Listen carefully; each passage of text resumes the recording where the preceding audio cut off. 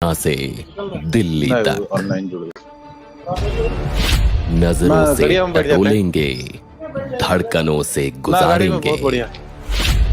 सबूतों पर कसेंगे, उदाहरणों से संवारेंगे। मुद्दा होगा आपका और बहस भी आपकी। देखिए आपकी बहस विद चंदन। मजबूत होगा तो देश मजबूत होगा, सुमन मल्लिक जी का कहना है। और कांग्रेस की यात्रा प्यार बांटने के लिए होती है, भाजपा की यात्रा किस लिए होती है? देखिए, आरजेडी क्योंकि ये संकेत दे रही है कि भारत में राजनीतिक समीकरण कैसे जाने वाले हैं प्रथम दृष्टया कि वो एक बीजेपी विरोधी ग्रुप की परिकल्पना मैं देख रहा हूं। लेकिन अब क्योंकि परिचर्चा नीतीश कुमार की यात्रा को भी लेकर के है, मैंने इसका एक नया नाम दिया, औचक निरीक्षण यात्रा। यह यात्रा रमाकांत जी, यात्राएं तब होती है जब टू वे कम्युनिकेशन हो। नीतीश कुमार तो वन वे कम्युनिकेशन में जा रहे हैं, तो ये औचक निरीक्षण यात्रा है कि अधिकारी कैसा काम कर रहा है, जब देख लें बिल्डिंग सही ढंग से बन रही कि नहीं। ये यात्रा, मैं इसे यात्रा मानने से मना करता हूं, ये औचक निरीक्षण है। इसे यात्रा जोड़ना चाहे तो जोड़ दे। अब बात आती है राहुल गांधी की यात्रा को लेकर के। देखिए, कोई भी व्यक्ति अगर पूरे भारत में भ्रमण करेगा, राहुल गांधी की यात्रा को मैं यात्रा मानता हूं। टू वे कम्युनिकेशन है, जनता से मिल रहे हैं, उनकी बात सुन रहे हैं, उनको अपनी बात कर रहे हैं, यात्रा तो है। भारतीय जनता पार्टी के साथ में कि उनके प्रवक्ताओं के साथ में कई बार बैठा हूं और वो उनकी टी शर्ट पे बहुत बार व्यंग्य करते हैं। और मैं मानता हूं कांग्रेस की सबसे बड़ी सफलता है कि उनके नेता के ऊपर व्यंग्य, उनके कपड़े पहनावे उस पर आने लगा है। उनका नेता इससे बहुत चर्चा में है।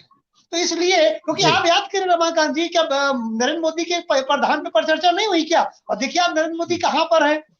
तो भारतीय जनता पार्टी के लिए हमेशा कहूंगा कि उनके राहुल गांधी को वैचारिक रूप से हराइए, उनके टी शर्ट पे बात करेंगे तो आपको ज्यादा नुकसान होगा। अब एक बात और मैं जोड़ दूं कि मैं देख क्या रहा हूं, बिहार क्यों इतना इंपॉर्टेंट है, आपने सबसे प्रश्न किया जी। बिहार की जो 40 सीटें हैं वो इस समय ऐसे टेक्निकल फंसी है कि सारे दल अलग, जैसे भारतीय जनता पार्टी को लो, अब वो उत्तर प्रदेश में अपने सिचुएशन पे 20 सीटें तो उसकी जीतने की संभावना नहीं है, गुजरात में नहीं है, महाराष्ट्र में भी नहीं है, ठीक है, तो अपने सब जगह सिचुएशन पॉइंट पर है। तो बिहार में भी बीजेपी अगर अकेले लड़ती है तो उतनी सीटें हो सकता है वो ना बना पाए। तो बिहार की सीटें अब केंद्र में कौन सरकार स्थापित करेगा, स्थिर सरकार होगी या नहीं होगी, इसका महत्व बिहार उत्तर प्रदेश से निकलेगा। और क्योंकि बिहार सेंट्रिक चीजें अभी बहुत चल रही हैं, तो बिहार की 40 सीटें हैं, 2024 में कौन सत्ता में बैठेगा इसका महत्व रमाकांत जी दिखाई दे रहा है। इसीलिए सारे लोग बिहार की तरफ भागकर आते हुए दिखाई देते हैं। जी, मुझे संतोष पाठक जी हैं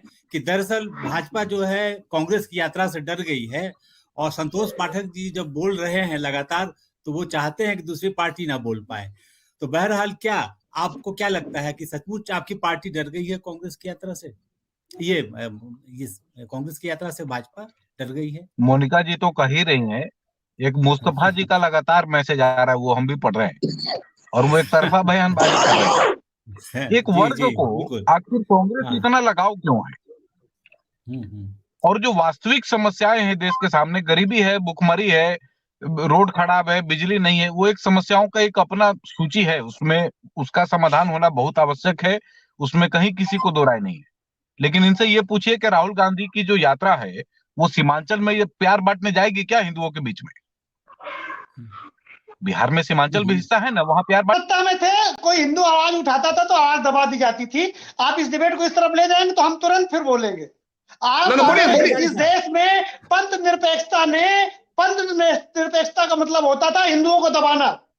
बारी साहब, आपने कांग्रेस ने पंथ निरपेक्षता का मतलब मुसलमानों को जोर से ज्यादा समर्थन करना, ये आप बिल्कुल मान लीजिए कि आपने किया है, इसीलिए कांग्रेस सत्ता से बाहर है।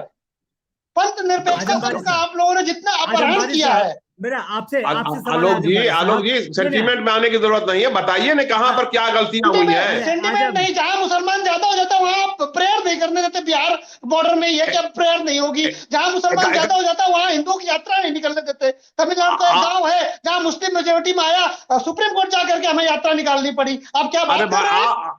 आप तमिलनाडु की बात करने लगे, अभी सीमांचल की बात कर रहे थे। सीमांचल में कोई ऐसा हुआ है? पेपर में आया था कि मुस्लिम ज्यादा थे तो फ्राइडे को छुट्टी करने लगे और प्रेयर में मना कर दिया। यही आपके सीमांचल में है। आप क्या यही सब बोलना चाहते हैं आपने? यही सब बोलना चाहते हैं, कहीं ऐसा कुछ नहीं है। बोलो तो आपको बुरा लगता है। गलत है, झूठ बोल रहे हैं आप झूठ बोल रहे हैं। देश आप झूठ बोल रहे हैं, आप देश के वातावरण को बर्बाद करना चाहते हैं, देश के वातावरण को खराब करना चाहते हैं। जब तक आप मुसलमानों खराब कर लीजिए जितना करना चाहते हैं। मुसलमानों के देश में 95% लोग सेकुलर है। देश की भाईचारे में चारा हमेशा हिंदू बने, भाई आप बनो चारा हम बने, ये चाहते हो आप लोग।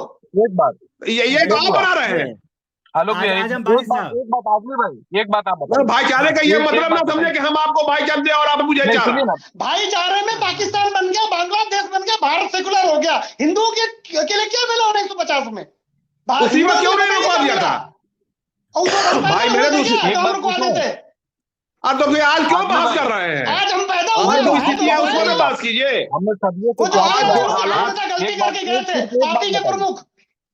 अरे भाई मेरे तो जो आज स्थिति है उसकी ने बात कीजिएगा। आज की स्थिति वजह से क्यों पटेल जी ने जो आपके अभी आजम साहब अभी जो आपके अभिभावक बने हैं उनके पूर्वज उस वक्त क्यों नहीं बोले थे? उसी वक्त गलत। आज भी हम लोग भी मानते हैं कि देश बट के गलत हुआ है, ये तो मुसलमान भी मानता है। सारे लोगों ने विरोध किया था। जवाहरलाल नेहरू की जिद पे बना था, उनको सत्ता जल्दी चाहिए थी। गांधी ने कहा था हमारी लाश के ऊपर से बटेगा देश, आपने गांधी की लाश के ऊपर से बटवा दिया देश को। फिर वो बातें मत करिए जो फिर गड़बड़ हो जाएगा। अब तो वही बात तो आप कर रहे हैं आजमी साहब। आपको आज देश को आगे ले जाना है कि देश को जहन्नम में ले जाना, ये फैसला कर लीजिए। हम भूखे मर जाएंगे, लेकिन हम ये थोड़ा चाहेंगे कि ना कि हम माइनॉरिटी हो जाए इस देश में। हिंदुओं की कभी नहीं होने देना, ये कोई नहीं चाहेगा। क्यों 10% मुसलमान थे, कितने परसेंट हो गए इस देश में मुसलमान? 10 से 20 हो गए। जब आपको इतिहास की जानकारी नहीं है ना, इतिहास की जानकारी लीजिए। 20% हो गया। आलोक जी इस तरह से 10 से 20% हो गया और 25% हो गया। कहाँ का डाटा है? या भाजपा का डाटा जाके दीजिएगा। 20% मुसलमान इस देश में। अरे भाजपा और आरएसएस का डाटा दीजिएगा। ये भाजपा और आरएसएस का डाटा से देश नहीं चलेगा।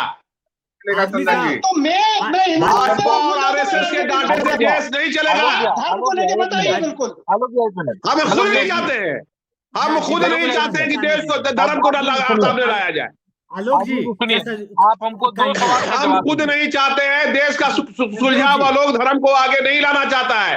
जो 95% लोग हैं वो धर्म को आगे लाना नहीं चाहते हैं। जो 5% लोग हैं वो धर्म को ला के अपनी राजनीतिक से रोटियां सेकना चाहते हैं। जो लोग धर्म को ला करके राजनीतिक रोटियां सेकना चाहते हैं उनका विरोध होना चाहिए।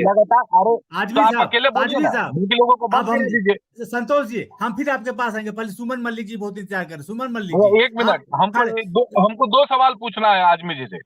संतोष जी हम आपके पास 2 बात बताइए। हाँ हम आएंगे संतोष जी आपके पास। हाँ सुमन जी आप लोग रोज बोलते हैं खड़गे की राजनीति को, क्या बिहार की राजनीति में कुछ उर्वर भूमि